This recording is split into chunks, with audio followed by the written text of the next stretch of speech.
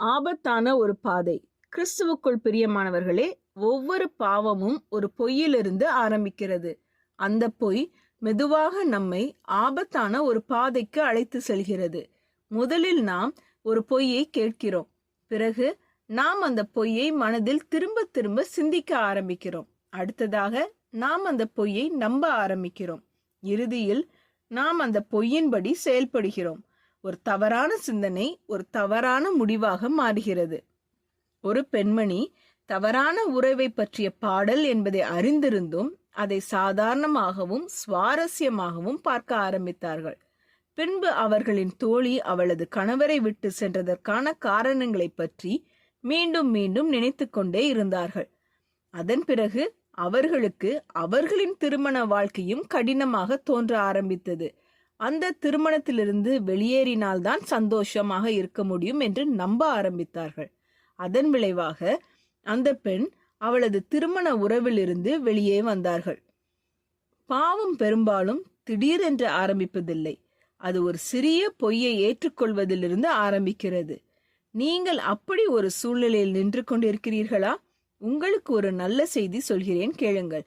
ஒவ்வொரு பொய்யையும் தேவனுடைய வார்த்தையின் சத்தியத்தால் எதிர்க்க முடியும்.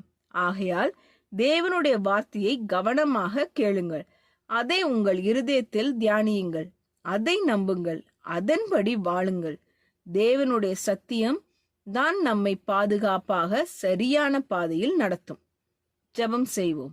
எங்கள் அன்பின் பரமபிதாவே, இந்த உலகத்தின் பொய்களும் தவறான சிந்தனைகளும் எங்கள் இருதயத்தை எளிதாக பாதிக்கக்கூடியது என்பதை நாங்கள் ஒப்புக்கொள்கிறோம். தவறை சாதாரணமாக பார்க்கும் மனதிலிருந்து எங்களை காத்தருளும்.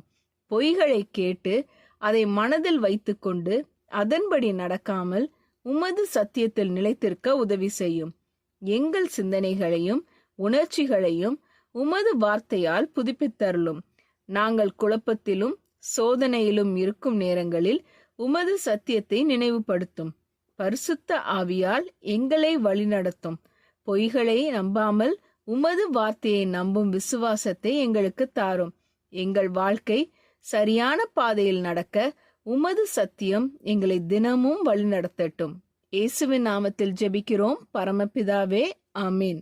இந்த மெசேஜ் 28 அக்டோபர் 2024 நான்சி டிமோஸ் வோல்கமோத் அவர்களின் இயேசுவை தேடி என்ற புரோகிராமிலிருந்து எடுக்கப்பட்டது.